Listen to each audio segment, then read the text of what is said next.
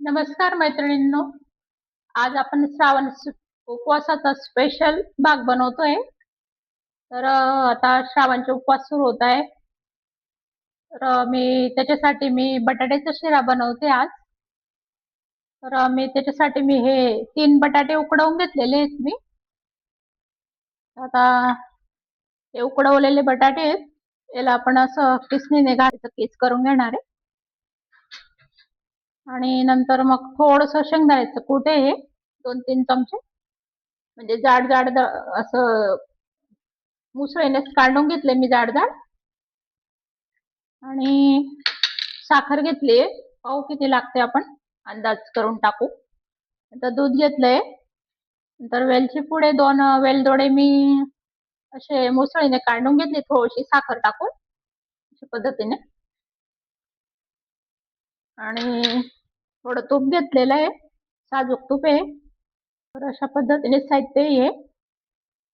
तर आपण सगळ्यात आधी हे बटाटे किसून घेऊ. उकडलेले बटाटे ते घासणीने असं करून घ्यायचे त्यांना.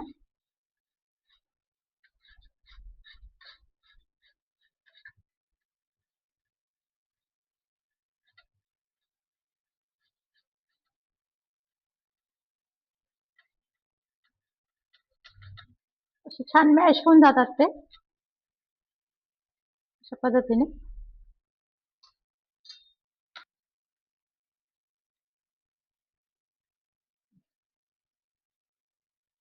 तुम्हाला किती लागतं त्यानुसार प्रमाण घ्यायचं तुम्ही.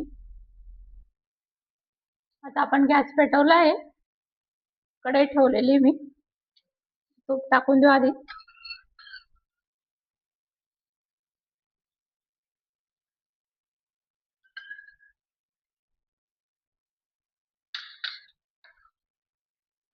आणखी लागलं तर टाकू आपण.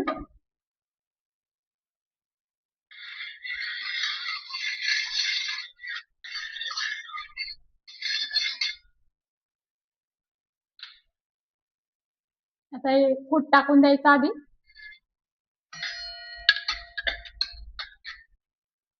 हे भाजलेले शेंगदाण्याचे कूट आहे, मी मंद आचेवर चांगले खरपूस भाजून घेतले त्यांना. आणि मग ते असे थोडे थोडे तुकडे राहतील असे काढून घेतलेत मी.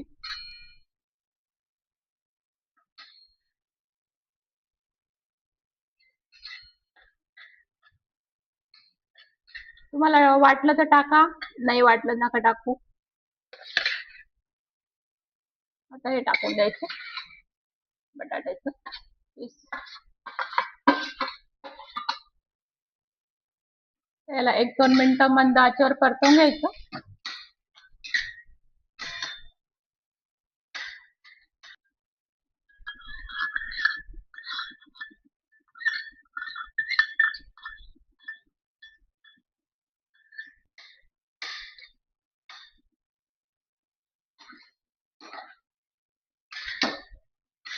असं हलवत राहायचं, त्याला चिटकून द्यायचं.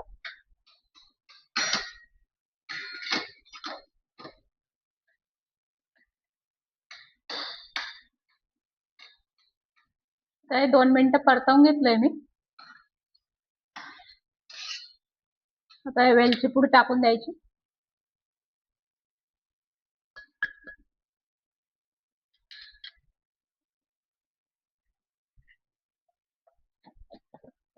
यात थोडंसं मीठ पण टाकायचं, त्याच्याने टेस्ट छान येते.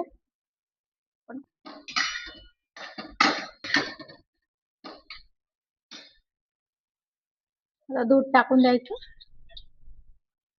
आवश्यकतेनुसार.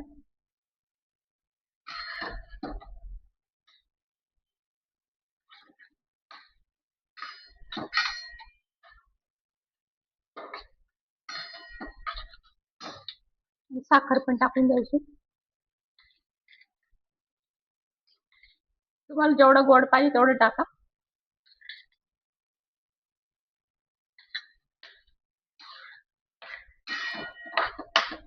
आता गॅसची फ्लेम वाढवून घ्यायची थोडी.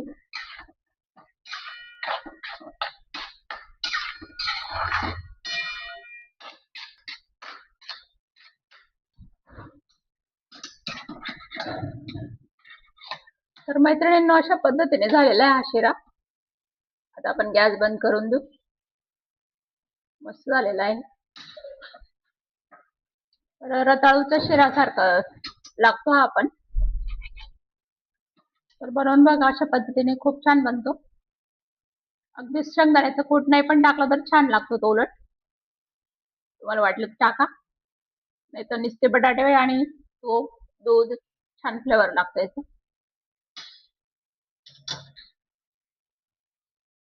पाहू शकता मैत्रिणींनो, आपला बटाट्याचा शिरा तयार आहे श्रावण स्पेशल उपवासासाठी.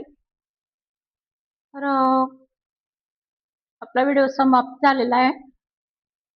लाईक करा, सबस्क्राईब करा आणि तुम्हाला रेसिपी आवडल्यास मैत्रिणींना पण शेअर करू शकता तुम्ही.